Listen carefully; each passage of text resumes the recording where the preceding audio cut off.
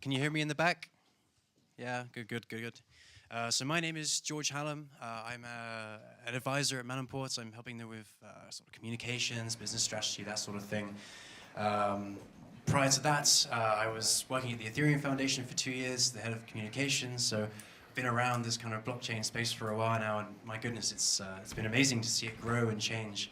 And obviously have some old friends in the audience as well. Digital assets are booming, and that's what we're going to be talking about on this panel, sort of digital assets and the universes that they exist in.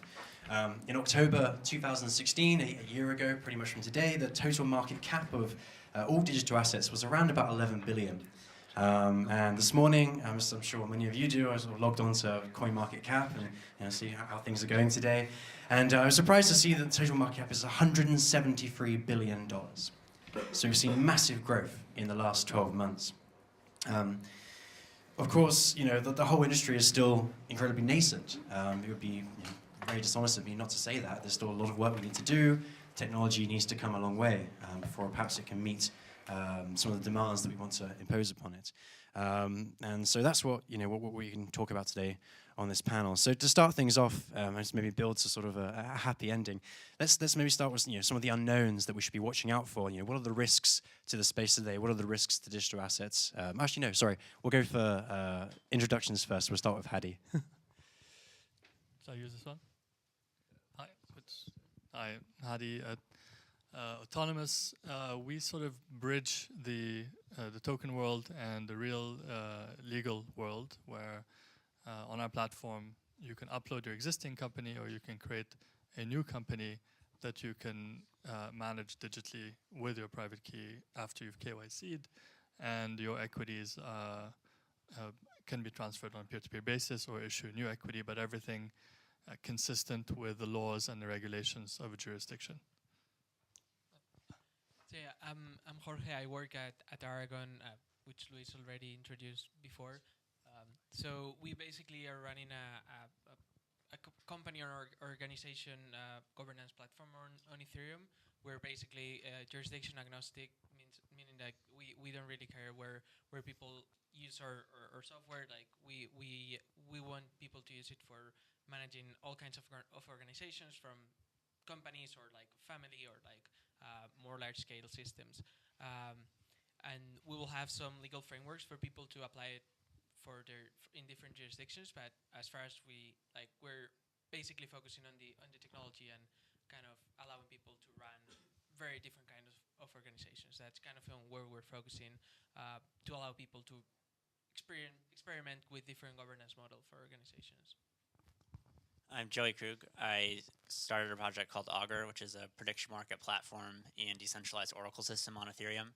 And I'm also co-chief investment officer at Pantera Capital. And earlier I was going to give a presentation on Oyente. It didn't really end up working out, but you should definitely check it out. It's a really cool project that Melonport is basically doing core development on. And what I was going to actually show you was that if you run it against like the DAO, it actually finds almost all the vulnerabilities in it. So that's pretty cool, and you should definitely check it out if you're a developer. Yeah, we're trying to fit that in after lunch.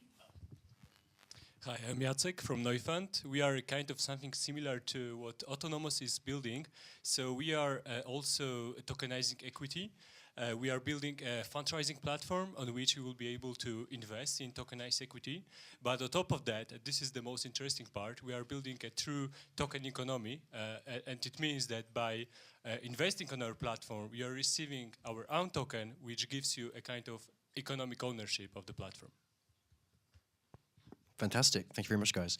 So yes, before I jumped the gun originally, let's start with sort of the uncertainties, the unknowns. Like, what are the biggest risks, systemic risks, whatever, to this space today? Like, what could just cause it all to come crashing down? We'll start with Hadi. It's a very wide topic, but I think for me, the two things that I think we need to watch out for are sort of tradability and cross-border issues, and these are things that come up typically with regulators. Because if you issue a token, let's say you accept that it's a security in one country, maybe a different country has a different definition, or you think you think you've defined it as not a security, but a different country says no, it is a security. So, and then if you really want to have global tradability in a decentralized manner, you need to be able to cross borders in such a way that you won't be arrested for issuing the security once you go into an airport, if you haven't, let's say, KYC'd all of your shareholders, for example. So these are issues that I don't think there's that the people are working through, regulators are working through. I speak to regulators a lot, but I think that's the key one, because if you really want to have global tradability, you have to figure out how to do it such that it's legal across borders. Yeah, something like from something that we're actually worried, and from what we're seeing at Aragon, we're actually a bit worried about the scalability of the technology platform that we're all relying on, because right now, and thank goodness for the hard fork that we did yesterday that has increased the network capability, but when all these dApps that like are promising fantastic things, like when everyone goes to mainnet, there's going to be a lot of dApps that are basically not going to be able to run because of the huge cost that this is going to have, because everyone's going to be competing for the same network capability. So we are actually very worried about this scalability issue, and are in the lookout to see how we can like ensure that once we build this and people are using it, that we will have this will actually be usable and not be terribly expensive to use. Yeah, I definitely agree with that. That was one of mine. The other one I would say is it's really important that we have either a financial way to make stable coins, or someone creates a stable coin that actually works. And the reason is, if you're participating in a financial contract on Ethereum, you don't want to be right in whatever your contract is about, but lose 30% because China announced some new news about Ethereum overnight. And so stable coins are really important for that reason. As far as systemic risks, well, I mean, the market's super exuberant. I think stuff like Tether is pretty concerning, given that the supply is always monotonically increasing, has never decreased. That's pretty weird. But beyond that, I think those are the two main challenges that we face. Just quickly, Joey, I'm sure there's some people in the audience that might not know exactly what the idea of a stablecoin is. Do you want to just quickly sort of just describe that for them? Yeah, so a stablecoin is the idea to create a cryptocurrency that is relatively stable compared to everything else. So it could be stable with regard to, let's say, the dollar, or the euro, or the yen, and would have pretty low volatility. Whereas cryptocurrency today, Ethereum's annualized volatility last year was like 149%, which you can't really use in a financial contract. Yeah, so I couldn't agree more with all guys here on the panel, because they've talked about three things that I was going to mention. So the cross-border tradability, scalability, and also stablecoin. But I have the fourth example. So it requires a kind of introduction. So 1 year, I am a lawyer by profession. One year ago, hardly anyone was asking any legal question about what was happening in the blockchain space, and now everyone is asking these questions. It appears on every speech, on every panel, on every ICO conference, especially on ICO conferences. And the reason is that all these topics are entering mainstream, and in mainstream you have to play along the rules, and it is quite funny that these are mostly legal rules. So what you are going to face is a lot of legal risks and a lot of legal questions. And one of them, for me personally, the most interesting one, is, for example, KYC. Everyone is talking now about KYC, but the most interesting part is the broader picture of it, because I'll try to explain it in a few sentences. Nowadays, KYC is something that you have to do in financial services in particular, when you have large transactions and it's suspicious transactions. These are two types of transactions that are being monitored. And now when you think about applying KYC to any token transactions, you may end up in a situation where you are KYCing people, even exchanging, let's say, share tokens for, I don't know, for any other type of tokens. So when you have all asset digitized, you might end up in a situation where all is KYC, all is being controlled, which is not the situation we might want to end up with. Perfect. Yeah, that kind of allows us to segue into the next question, which would be sort of when it. Based on that, when is a token required to be regulated, if at all? I mean, as you say, like chair tokens, not so much, but some of the others, yes, definitely. I guess we'll start at that end and then work our way across this time. Okay, so you're asking about perspectives for regulation? Yeah, so when do you think a token should be regulated, if at all? Yeah, so it's a difficult question, and I think that it's obvious it's difficult, and I think that no lawyer and no one at all has any clue how to approach this, because it is a kind of a topic that you hardly can do it, by an evolutionary means. So applying all structures, all legal concepts, all these topics, I think that it is unsustainable, that you can't do something like that. I think that what we need is something like a new approach, a kind of developing new framework for all these topics, because token is something that lawyers have a real difficulty to really grasp the essence of what it is, because it could be anything, right? For example, you can have tokens that are utility tokens that have a very particular use case, but at the same time you are developing something like that and you have no control over that. 1 year ago it could be a currency because it might be used by people as a currency, and then you have laws that apply to currencies. It can be used for large financial transactions, and suddenly you might want to apply AML to it, even though it is a utility token. So I don't have a clear answer to that, but what I'm sure about is that the times that we are facing, I think that will be very interesting, because all these regulators, policymakers will be going to put their hand into it, very often without even knowing how deep the sea is. Yeah, what I think is interesting is a lot of the tokens that I think are most or least interesting from an investment standpoint actually look the most like equity. So tokens that are sitting in the middle, rent-seeking, charging unnecessary fees, look pretty much like equity, but I would never invest in them because I think they're going to be forked out and removed in the long run. From a regulator standpoint, though, I think the most important thing is that they actually spend the time to understand the technology. I listened to the SEC had some congressional testimony asking Q&A in Congress a week or so ago, and they were saying stuff like, "Oh, Bitcoin, it's an unincorporated organization, and every Bitcoin transaction is a financial contract that you enact with someone else that's unlegislated, and it really should be." And these guys just didn't have any idea what they're talking about from a tech standpoint. And when the people who were actually technical, who were there asking questions, they just kept cutting them off after 2 words. They're like, no, I don't want any marketing bullshit. I want the truth.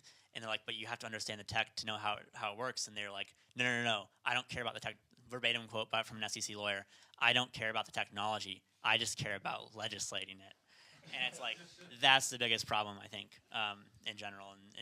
But there are a lot of regulators who do actually care about the tech, because I've met and talked to them. But it's important that they get their colleagues to do the same. Yeah. In my opinion, something and that we keep coming with people that are really struggling to understand. In the case of Aragon, the token is basically a governance token over the Aragon network. The problem that people seem to have trouble understanding is the future. We have outlined what the utility of the token is right now, but the token holders will be directly responsible on changing that in the future.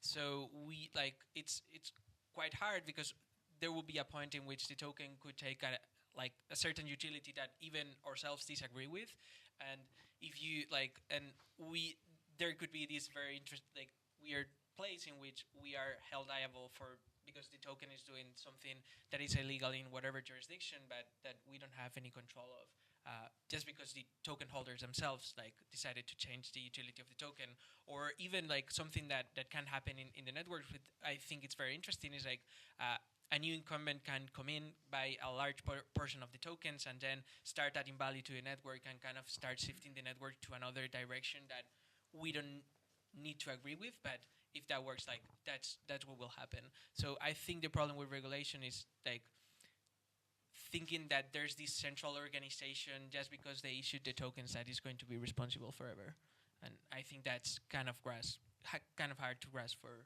regulation. I think, and I'll use Chatham House rules, so I'll tell you what's been said, but I won't tell you who said it because I speak to a lot of regulators. So there is a spectrum, and on one side of the spectrum, in my view, there are those regulators that say if it moves in such a way, or it's expected to move in such a way that people reasonably expect to make money out of it, therefore it's a security, I don't care what it is. There is another side, the other side of the spectrum, where a group of regulators that say that they really only care about when about AML and KYC being done at the point of conversion of fiat into crypto, and then what happens token to token is none of their business. And in the middle, there is a group of regulators who kind of apply the sort of Warren Buffett test and say that if Warren Buffett buys this company outright and he has to take into account the token, therefore it's either equity or a liability of some sort. And therefore would need to be regulated in this way. So if it's a promise to repay, it's some kind of liability. If it is participation in the revenues or the profits of a enterprise, it's some kind of equity. And if you convince them that it's neither of those, then they won't regulate it, but they will point you to advertising standards. So that you don't mislead the public and how you're presenting it. So that's kind of the spectrum as I've been talking to regulators around the world that I'm seeing. Yeah, totally. Sorry. Just one thing. So when we are in legal topics, one thing that I'd like to stress is that securities law and AML are just the top of the ice mountain, because you know, it is something that we are dealing with now because, you know, ICOs and tokens are all the rage. But these are just, you know, one application of blockchain technology. There are much more fundamental questions that relate, you know, to decentralized organizations, to decentralized identity management systems and things like that, that are going to raise legal questions very soon. For sure, for sure. So we may as well stay on the topic of regulation a little bit longer. The question being sort of, how is, I mean, you know, these things exist on the internet, and the internet is borderless. I mean, unless you're sort of, you know, putting up like the Great Wall of China, or you're in North Korea, you're pretty much connected to the internet. And sure, we're starting to see perhaps in a chilling way more censorship on the internet, but for now it's still reasonably open. So, you know, how is borderless trading of a token affected by regulation? Maybe we'll start with Hadi this time. I think that's the trillion-dollar question, and that's, I think, in order to have truly decentralized liquid global exchanges, that needs to be figured out. But I know it's being worked on, but I don't know that it has yet. So. I mean, I think something that why we're really looking forward to decentralized exchanges being really what people use to trade. Is that once like you make the initial change from fiat to a token world, and then if you are just like trading tokens in a decentralized manner, then it doesn't matter who is behind that address. Then the token is just being traded. So one thing that's interesting from a decentralized exchange standpoint is a lot of the regular exchange rules and reasons why these regulations exist is due to things like rolling back trades, which isn't really feasible in blockchain tech, in things like, oh, this person handled the trade, they processed the trade, they stored the customer funds. Well, not really anyone doing that here. So it becomes really complicated. Another kind of interesting viewpoint that I think is kind of interesting to think about is, if you think about Bitcoin, every kind of new currency created by someone in the US before that failed because the government shut it down because they said it was unconstitutional because you're competing with the US dollar. And most of those people went to jail for one various reason or another. But when Bitcoin came out, it didn't really happen because it wasn't feasible. It wasn't really feasible to send every person running a Bitcoin node to jail. And I think we may see a similar dynamic play out with decentralized exchanges, where the regulatory model just kind of shifts and regulators adapt. Because while yes, Bitcoin is possibly unconstitutional, and while yes, decentralized exchanges may violate some regulation or another, you have to think about what is practical to actually legislate and what is practical to enforce. From my opinion, that's the edges of the system, as he said, where you get in and out.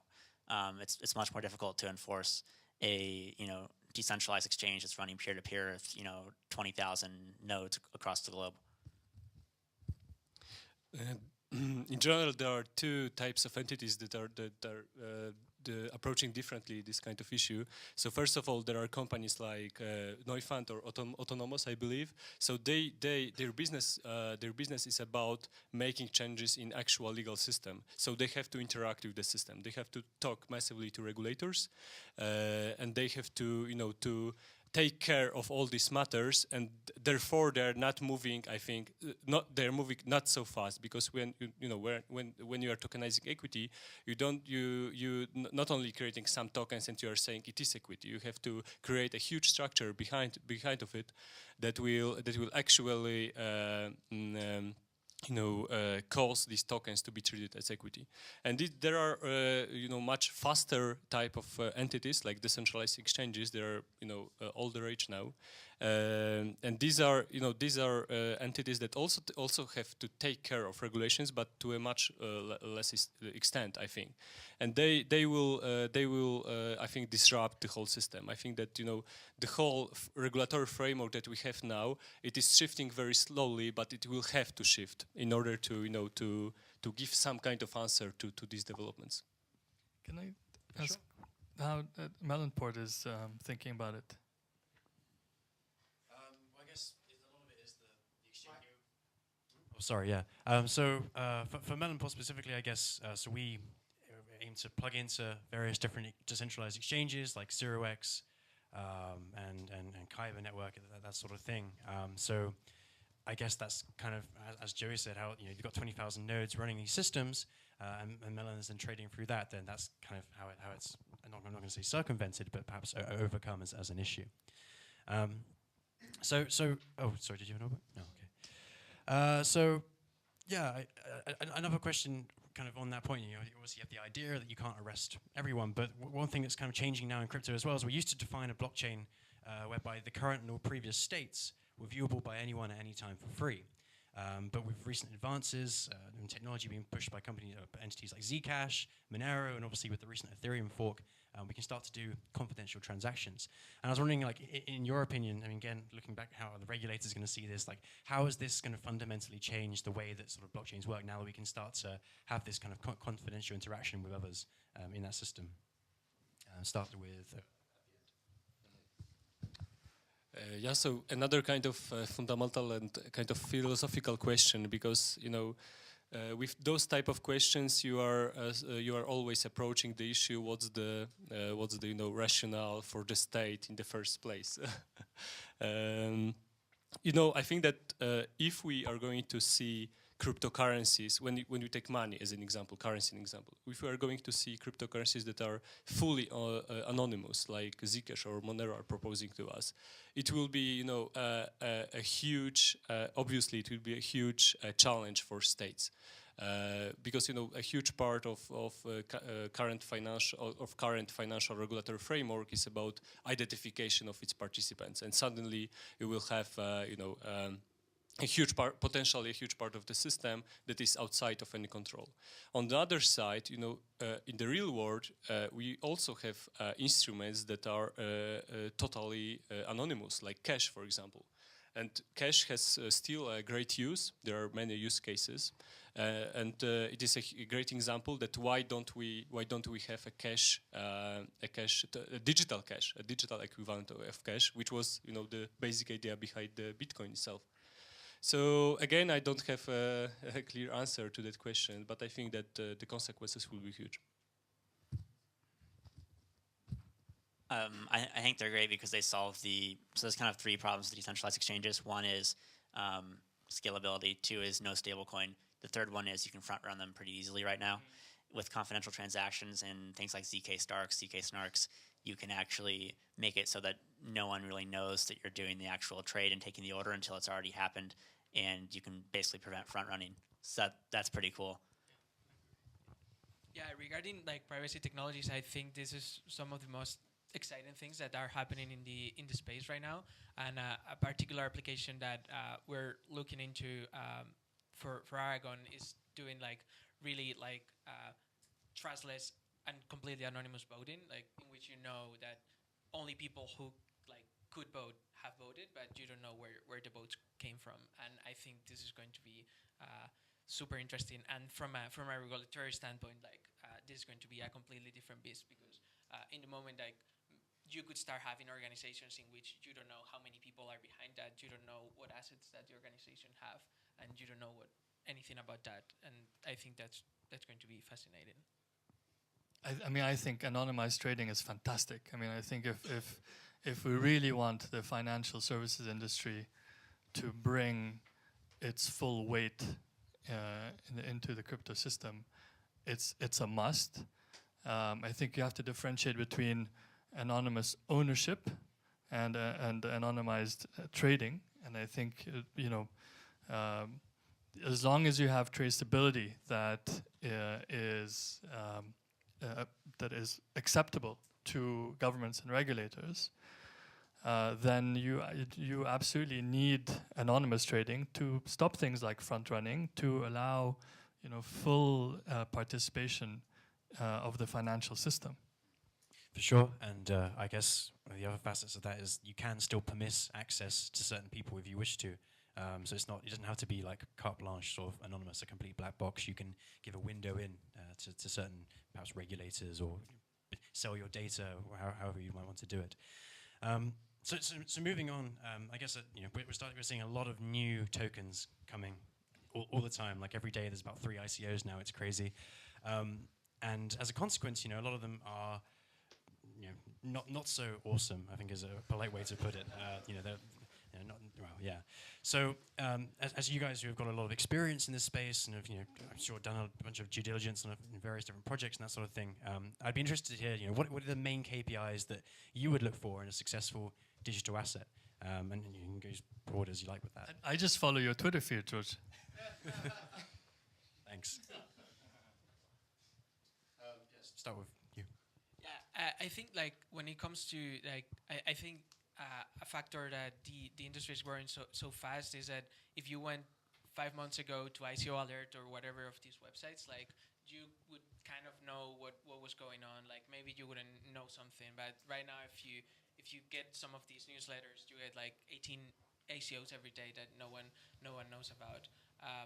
I think for my standpoint, something that is really differentiating is like to see the real excitement behind a project. And if you go to their Slack, and like the only question that you see is when ICO, when pre-sale, can I get whitelisted? I think that's if the only interest in the project is people wanting to like make a quick buck and flip the token, I don't think that's interesting. But if you go to other projects, for example, an interesting project that I've been seen this week, this Quantum project that's going to create a network for decentralizing code audits, which is super necessary. You go and you see the normal suspects asking for when ICO and whatever, but you also see this sort of more like hardcore community, and you see people that are there like really interested in what they're doing. So for me, like the community and the real excitement behind a project is a huge success metric. Yeah, from my perspective, the way I look at the space is basically, so like what's exciting to me about it is the idea of cutting out unnecessary middlemen and removing some degree of counterparty risk. So if you have a system where it's a two-sided marketplace where there's currently a middleman today who charges a bunch of fees and doesn't add very much value, it's a great candidate for decentralizing it and creating something on Ethereum. From like an actual analyzing the project standpoint, I think you can weed out 99% of them. And the way I do that is pretty straightforward. If you look at them, you can look at their token model and see whether it's actually needed at all or not. And most of them are what I call rent seeking, where they add a token, it charges a bunch of fees, but the people who hold the token aren't providing any service. They're not adding any value. They're not actually doing anything. They're just holding the token. And in tokens where it's actually needed, they provide some service. A lot of the time, they're providing security for the network. In Ethereum, your paying miners, eventually stakers, will get rewarded with transaction fees and some tiny amount of new Ether issuance. And so it's basically a security incentive. Those are what the most useful projects look like usually. And after doing that, it drops the investable universe down from, I get like 500 emails a day. Of those, maybe 10 of them are interesting. And then of those 10, you start reading the white paper, and 9 out of 10 of them, it makes no technical sense. They're trying to do something that would win them a Turing Award, or it's equivalent of a Nobel Prize, but in computer science. But they have no background to actually, create the thing, and they don't have any proposal for how they'll do it, or they're doing something that makes no business sense. And once you kind of weed those out, it makes the market that looks very daunting and looks like, oh, there's so many ICOs going on. It makes it actually much more approachable, because the amount of stuff you'd actually want to, pay attention to, follow closely, et cetera, is, a couple dozen projects, at the most. So I have two KPIs, the first one for the whole market and the first one for particular companies. So for the whole market, I would count how many people are actually put to jail by the SEC or other regulators in the world. This is the first KPI, because if there are a lot of them, then it means that there is really something wrong with the whole market. And the second thing, I think that the let's say ultimate KPI is always the product that is being introduced to the market, because very often, as we all know, all these companies and projects that are getting a lot of money in the ICOs usually don't have working products, or at least they have some MVPs and so on. So we'll see how many of them are actually able to deliver something. Hadi? I agree with Joey. Fair enough. I guess for me as well, like I would be inclined to look at the team. As I said at the beginning, this technology is still so nascent and new. You have to be reactive. You have to be able to change your plans. Things aren't going to stay as they are. Things are going to move. Things are going to change.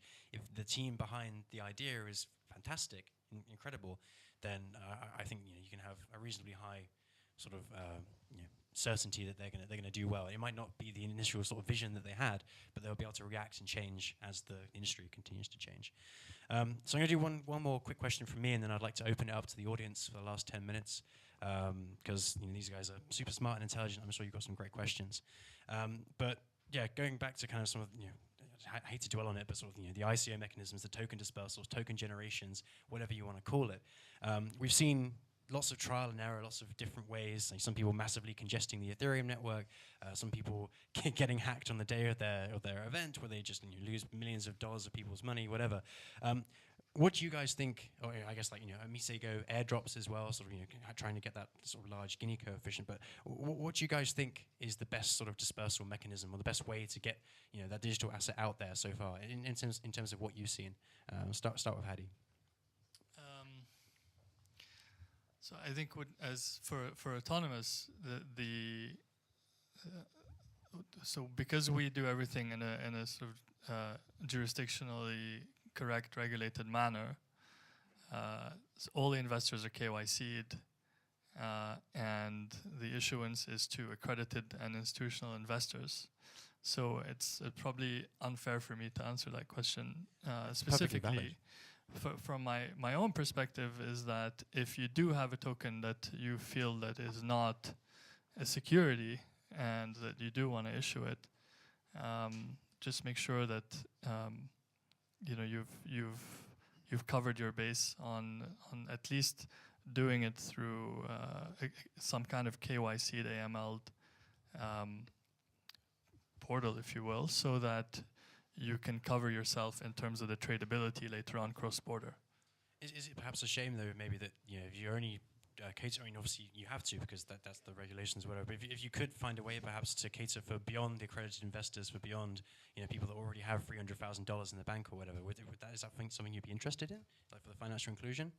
No, absolutely. No, absolutely. And I think that what we need to solve as a community is that we're talking earlier to somebody about people storing their keys and their wallets and losing everything, and so platforms like Melonport, where it's very easy to go in there and to create portfolios, and then to have people invest in those portfolios if they don't want to make the picking themselves, I think that makes it, that much easier to push the inclusion. And so I think that's the easier we make it for people, but at the same time, the more sort of standardized, the better it will be for everybody. Yeah, I think like even if we are seeing like different kind of distributions in the sale, like cap sales and or different kinds of auctions, I think these are like almost like the same thing, like in which you're just putting like creating a bunch of tokens and getting money from them. Like from the point of view of that sales, like I would say I think it makes sense for the network or whatever it's raising the capital to try to get as much of the perceived value that they think they have.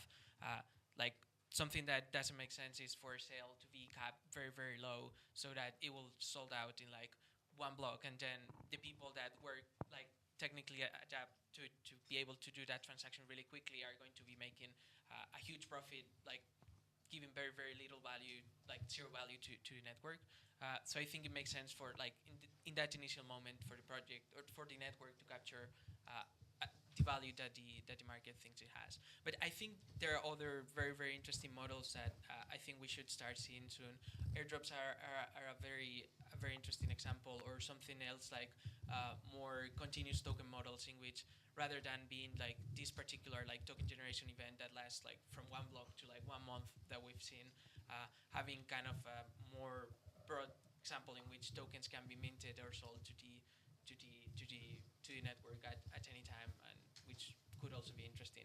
And also something that it's important is for all the funds raised in that case not to be like, we have a long way to go in terms of governance of those funds, because it doesn't make quite a lot of sense to be controlled by a 2 out of 3 multi-sig, and that basically the networks have that company has that value forever, and if someone figures out that they're not the best management team for doing that, there's no way to like put that other team with that. So I think better governance here, it's going to be very important. There's 2 things I would say. One is if your token is like a consensus mechanism, like Ether, don't keep 90% of it and only sell 10% to the public, because it's not really a decentralized network anymore. You control 90% of it. And then the other piece is, with regards to like what's a fair auction, it's kind of those things where you know it when you see it. And basically what kind of defines it, in my opinion, is if it's simple enough that you could like explain it to like a kid in elementary school, the market's going to understand it. If it's any more complicated than that, the market will not understand it and they'll just throw money at it. And that's fine, but it's like it's a pretty unfair way of doing things, and it's kind of a bit predatory in the sense that you're preying upon stupid people. So I would say make your mechanism clear and easy to understand. And with that, usually the simplest mechanisms, the simpler it is, the more elegant it is. As long as it actually works, that's much better than a very complicated mechanism that doesn't really work as well and causes problems. I completely agree with guys from Aragon that we have to shift away from a model in which for network projects there are 2 or 3 guys that are getting all the funds on one Ethereum address. And there are 2 aspects of that. First of all, technical. So we have to make sure that really those smart contracts and transactions are based on trustless trust. And we as Neufund, we have developed a tool that we called ICO Monitor. That is a technical tool monitoring smart contracts of a particular ICO, seeing whether it is really based on trustless trust and giving a final mark. And it is available online. And the second thing is a kind of economic or business. It is a way of structuring ICO differently. And we also at Neufund, we are creating a kind of experiment, because we will be launching our ICO soon. We are using this name because it is, of course, the most popular one. But it is not an ICO in a strict term, because investors will be not giving cash to us. They will kind of reserve it, freeze it in a smart contract. We will not be able to touch it. And so it is a kind of a liquidity building event for our company, for our project. For sure. Yeah, super insightful. Thanks, guys. So I'm going to I've got time for maybe 2 questions from the audience. Has anyone? Oh, you got a microphone. Okay, so Hanson will come. Who's got a question for these guys?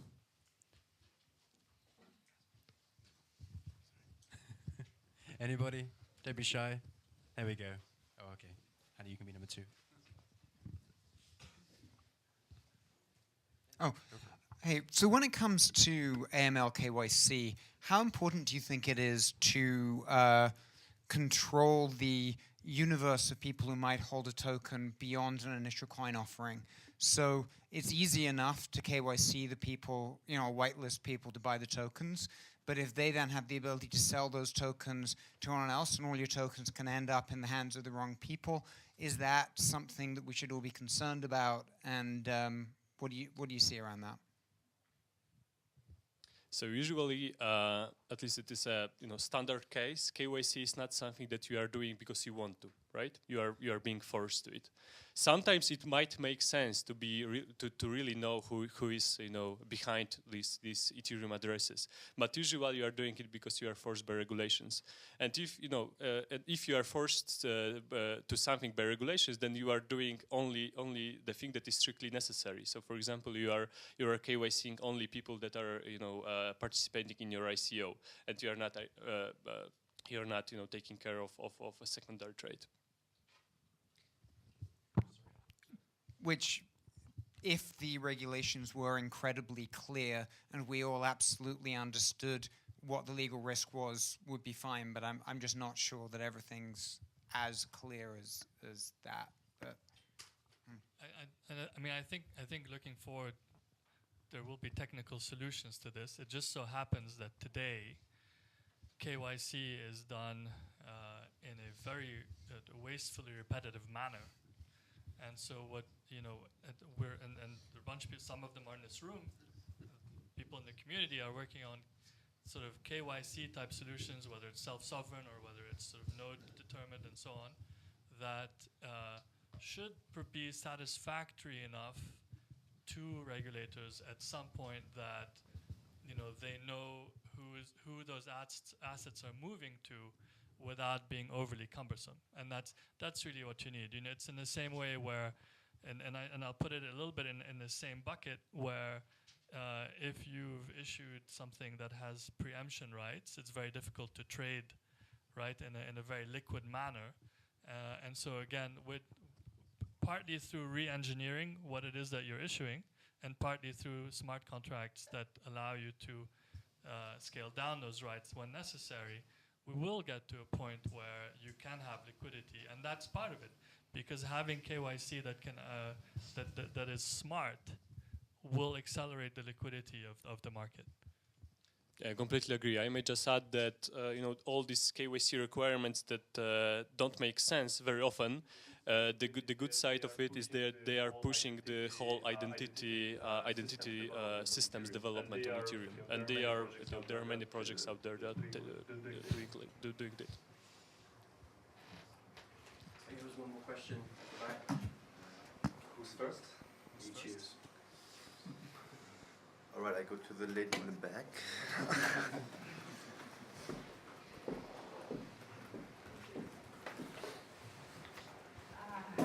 My name is Darius and I'm pro-tech, pro-regulatory legislation, and I think that they should merge in some way that will be profitable and helpful for the innovation. And the question specifically for the ICO, so would you say that regulators need to step in and regulate, define the securities as we see right now happening in Switzerland, China, US, or as something mentioned by also Andres and Topoulos, those investors who are putting their money, thousands of millions in those scam projects, they should fail. They should feel the pain, and that's how the learning process will be. So would you go for the first option or for the second one? What do you think is the right way to approach the scam project? So again, the regulators are trying to comply with what society has tasked them with, which is the protection of consumers and investors. I mean, we make them care, which is why they care. So if make them accountable. If we didn't say that, you know, if something goes wrong with an investment, you can go to a regulator and an ombudsman and get redress, then we wouldn't need it. So they're really doing it because we've tasked them to the society.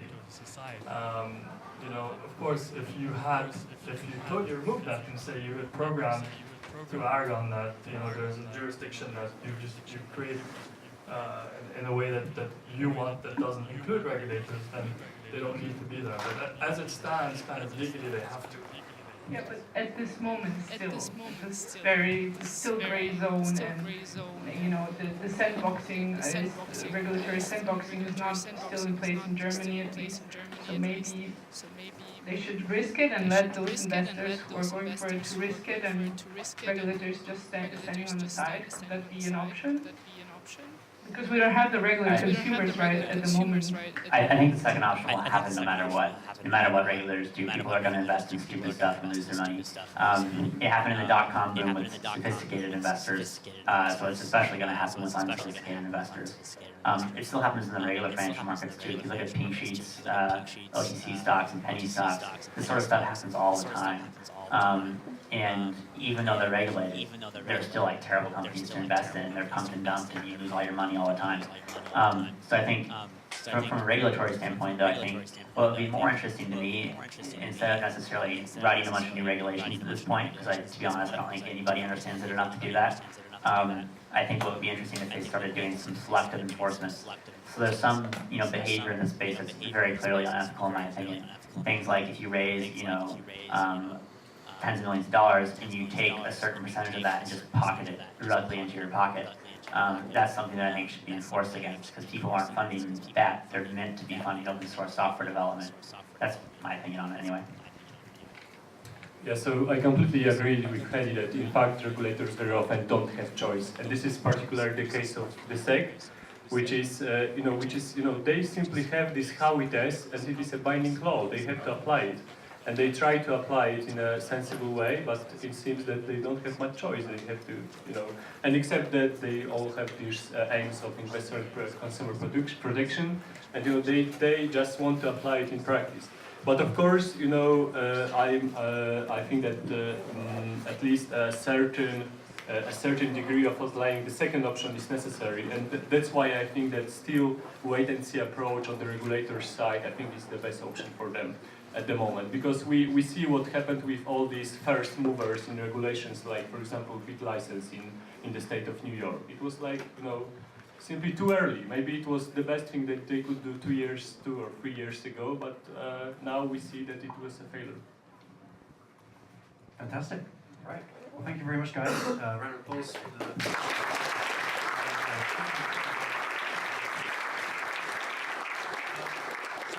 We can leave it there now. It's lunchtime. I'm sure everyone's super hungry, so let's go get some.